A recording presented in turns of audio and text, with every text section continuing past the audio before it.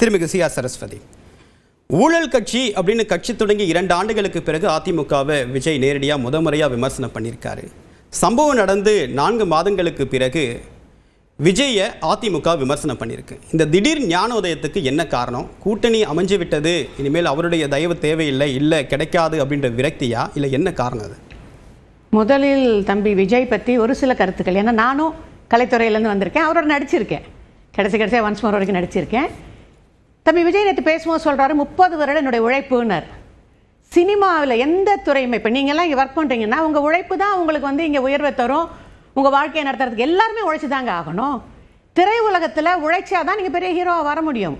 அவர் திரை உலகத்துக்கு உழைத்து பெரிய ஹீரோவானார்னா அது அவருடைய லாபம், அவருடைய இன்னைக்கு அவருக்கு இருக்கிற எனக்கு இனிமேல் சொத்தை அவசியம் இல்லைங்கிறனா அந்த அளவுக்கு அந்த உழைப்புக்கு அவர் லாபம் கிடைச்சது.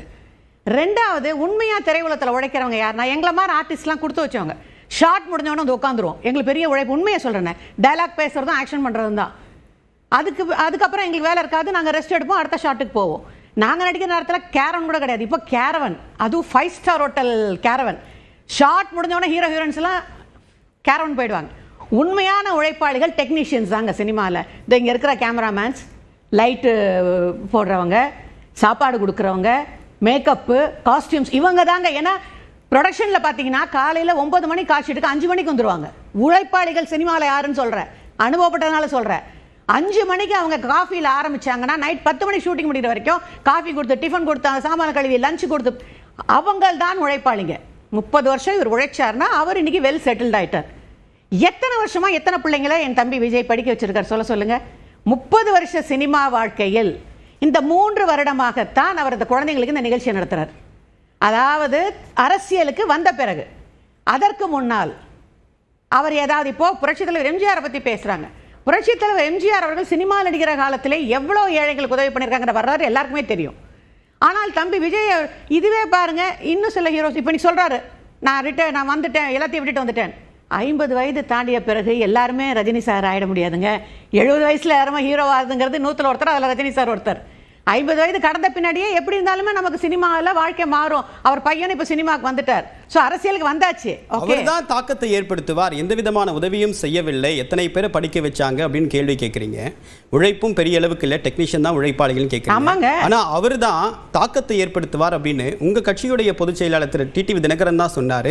திமுகவுக்கும் தாவேகாவுக்கும் போட்டின்னு அவர் தான் சொன்னார். சார் கண்டிப்பாக 2006 விஜயகாந்த் வந்தப்போ எப்படி ஒரு தாக்கம் வந்ததோ தாக்கத்தை ஏற்படுத்துவார் தான் சொன்னாரே தவிர ஆட்சி மாற்றத்தை ஏற்படுத்துவார், ஆட்சிக்கு வருவார்லாம் எங்கள் பொதுச் செயலாளர் பேசலை. தாக்கம் கண்டிப்பாக இருக்குங்க. அவர் ஒரு பெரிய ஸ்டாராக வராரு, அவருக்குன்னு ரசிகர் பட்டாளம் இருக்கு, அவருக்குன்னு இளைஞர்கள் வராங்க, பெண்கள் வராங்க, அது நிச்சயமா ஒரு தாக்கத்தை ஏற்படுத்தும். ஆனால் அதே நேரத்தில் இல்லை, ஆட்சி மாற்றத்தை ஏற்படுத்துறதா 2வது பட்சம். ஆனா திமுகவுக்கும் தாவேக்கும் தான் போட்டி அப்படின்னு சொன்னது அவருக்கு 2வது இடத்தை கொடுத்துட்டாரு. 2வது இடத்தை கொடுத்துட்டாரு. அது ஊழல் கட்சி அதிமுகன்னு சொல்றான்னு நீங்க சொல்றீங்கல்ல. நான் கேட்கிறேன் சகோதரர் விஜய் அவர்களே, உங்க பக்கத்தில் உட்கார்ந்துருக்கிற ஆதவ் அர்ஜுனாவுடைய பேக்ரவுண்ட் என்ன?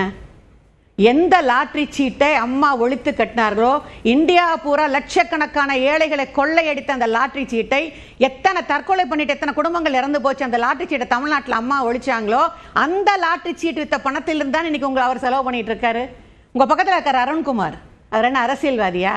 நீங்க டாக்ஸ் கட்டாம உங்க வீட்டுக்கு வருமான வரித்துறை ரெய்டு அந்த ரெய்ட்ல இருந்து அவர் கடமையை செய்யல, அருண்குமார் தன் கடமையை செய்யல, விஜய் அந்த ரெய்ட்ல இருந்து காப்பாத்தினார். அதனால இன்னைக்கு அருண்குமாருக்கு அங்கே முக்கியத்துவம். அண்ணன் செங்கோடன் எடுத்துக்கங்க, அதிமுக ஊழல் கட்சிங்கிறாருல்ல, நேற்று அவர் பக்கத்தில் உட்காந்துருக்க செங்கோடன் எந்த கட்சி? அங்கே இருந்தால் ஊழல், இங்கே வந்தால் நல்லவரா? 2வது, நேற்று நான் ரொம்ப வருத்தப்பட்டேன். செங்கோடன் போகும்போது அவரோட விருப்பம், நாங்கள் அதை ஏன்னா யார் எங்கே போகிறாங்க விருப்பம். ஆனால் ஒரு சீனியர் 9 தடவை எம்எல்ஏ இருந்தவர், புரட்சி தலைவர் எம்ஜிஆர் காலத்தில் எம்எல்ஏ இருந்தவர். நேற்று அவர் விஜய் பக்கத்தில் தான் உட்கார வைக்கப்பட்டிருக்கணும் அவரோட சீனியாரிட்டிக்கு. பேச ஆரம்பிச்சோன்னா முதல் பேச்சாளர் அண்ணன் செங்கோட்டையன். நேற்று எனக்கு அரசியல் அனுபவத்தில் சொல்கிற முதல் பேச்சாளர் யார் இருப்பாங்க தெரியுமா? மேடையில் இப்போ நாங்கள்லாம் கூட்டத்துக்கு போகிறோம்னா, நாங்கள்லாம் வர லேட் ஆச்சுன்னா புதிய பேச்சாளர்கள், ஆரம்பகட்ட பேச்சாளர்கள் பேச சொல்லுவாங்க. அந்த இடத்துல தான் அண்ணன் செங்கோட்டையன் இருக்கணுமா? இன்னொரு வருத்தமும் உண்டு செங்கோட்டையன் பேசுனதில்ல. அதிமுகவில் ஆளுமை மிக்க தலைவர் என்றால் புரட்சி தலைவர் எம்ஜிஆருக்கு பிறகு விஜய்னு சொல்கிறாங்க. செங்கோட்டையனையும் கேட்குற, அம்மா ஆளுமையான தலைவர் இல்லையா? 30 வருஷம் நீங்கள் அம்மா கூட இருந்தீங்களே, அப்போ அந்த ஆளுமை உங்கள் பக்கத்தில் இருந்து பார்த்தீங்களே, ஒரே நாளில் அம்மா மறந்துட முடியுமா?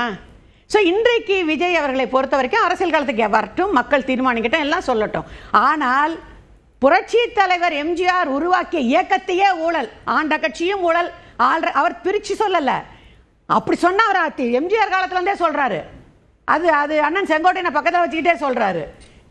ரெண்டாவது, சீனியர்களை முதலில் மதிக்க வேண்டும். அதுதான் நான் விஜய்க்கு சொல்ற முதல் அட்வைஸ். உங்களை தேடி வராங்கன்னா அவங்களுக்கு ஒரு மரியாதை கொடுங்க. உங்க கட்சியில் வரவங்க இருக்கட்டும், ஆதவர்ஜனா இருக்கட்டும், புஷியானது இருக்கட்டும். ஆனால் செங்கோட்டையன் என்கிற வரலாறுக்கும் அவருடைய அனுபவத்திற்கும் நேற்று நான் பார்த்தது எனக்கு மன வருத்தத்தை ஏற்படுத்தியது. அதிமுக இன்றைக்கு விமர்சனம் பண்ணா அவர் சொன்ன கருத்துக்கு அதிமுக எப்படி விமர்சனம் பண்ணாம இருப்பாங்க? அம்மாவுடைய ஆட்சி ஊழல்ங்கிறாரு, அதிமுக ஆட்சி ஊழல்ங்கிறாரு. ஊழல் கட்சி ஊழல் ஆட்சின்னு சொல்லும் போது கரூர் இன்னொன்னு சொல்றேன், கரூர் மாற்றியே சொல்றேன். ஏன்னா அவர் உதவி செய்ய, மக்களுக்கு உதவி செய்ய வந்திருக்காருன்னு அவங்க சைட்ல சொல்லும் போது கரூர்ல நடந்த சம்பவத்துக்கு அங்க இருக்கவங்களை கூப்பிட்டு உதவி செஞ்சார், சந்தோஷம். அதற்கு முன்னால் அவருடைய கூட்டங்களுக்கு எத்தனை பேர் இறந்து போனாங்க? யார் ஒரு நிமிஷம் தம்பி, யார் வீட்டுக்காவது போய் ஆறுதல் சொன்னாரா? அந்த குடும்பத்துல ஒரு அம்மா கதறிச்சு, விஜய் கூட்டத்துக்கு போன என் புள்ள செத்து போயிட்டான், அவனுக்கு 2 குழந்தைங்க, என்னை காப்பாற்ற முடியாம தவிக்கிறேன். அந்த ஒரு குடும்பத்துக்காவது ஹெல்ப் பண்ணீங்களா? விஜய் அன்றைக்கு உதவல. ஆனா அன்னைக்கு அதிமுக ஏன் இந்த விஷயத்தை பேசாம இருந்தது? என்ன காரணத்திற்காக மௌனம் சாதித்தது? விஜய் மீது குற்றச்சாட்டு இருக்கு, அவருக்கும் பங்கு இருக்குன்றது ஏன் அதிமுக பேசல? விஜய் அதிமுக ஊழல் கட்சினா அவர் தனியா குறிப்பிட்டு சொன்னா கூட நீங்க கேட்கலாம். இல்ல கேள்வி அது இல்ல. ஆமாங்க. அன்றைக்கு ஏன் டிடிவி தினகரனும் அதிமுகவும் நீங்க விஜய்க்கும் சம பங்கு இருக்கு, அவருக்கும் பங்கு இருக்குன்றதை ஏன் பேசுறீங்க? ஆமாங்க, நீங்க அதிமுகவே புரட்சித் தலைவர் உருவாக்கிய இயக்கத்தை, புரட்சித் தலைவர் அம்மா கட்டி காப்பாற்றிய இயக்கத்தை ஊழல் கட்சின்னு சொன்னா அதிமுகவும் அமமுகவும் பார்த்துட்டு இருப்போமா? நாங்க இன்னைக்கு அதிமுக சேரலனா கூட கண்டிப்பா பார்த்துட்டு இருக்க மாட்டோம்.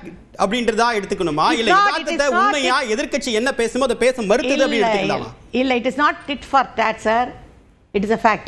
நாங்க நிச்சயமா அம்மா ஆட்சி எது ஃபேக்ட்னு சொல்றீங்க? அன்னைக்கு விஜய்க்கு பங்கு இருந்தது ஃபேக்ட்னு சொல்றீங்களா, இல்ல ஊழல் கட்சி அப்படின்னு சொல்லிட்டு விஜய் சொன்னது ஃபேக்ட்? இல்ல, எங்களோட விமர்சனத்துல நாங்க சொல்ற உண்மைக்கு காரணமே அவர் விமர்சித்த முறை. அண்ணாவை மறந்துட்டோங்கிறாரு.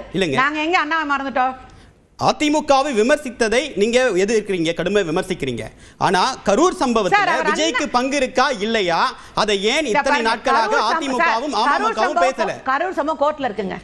நம்ம இங்க உட்கார்ந்து டிஸ்கஸ் பண்ணிட்டு இருக்க முடியாது. இப்பவும் கோர்ட்ல தான் இருக்கு. அதுதான் சொல்றேன், அதை நான் டிஸ்கஸ் பண்ண விரும்பல. ஆனால் அதிமுக ஆட்சி என்பதை ஆண்ட கட்சிகள், அவர் புரட்சி தலைவர் எம்ஜிஆர் அதிமுக கட்சியில ஆண்டு இருக்காரு, புரட்சி தலைவர் அம்மாவும் ஆண்டு இருக்காங்க.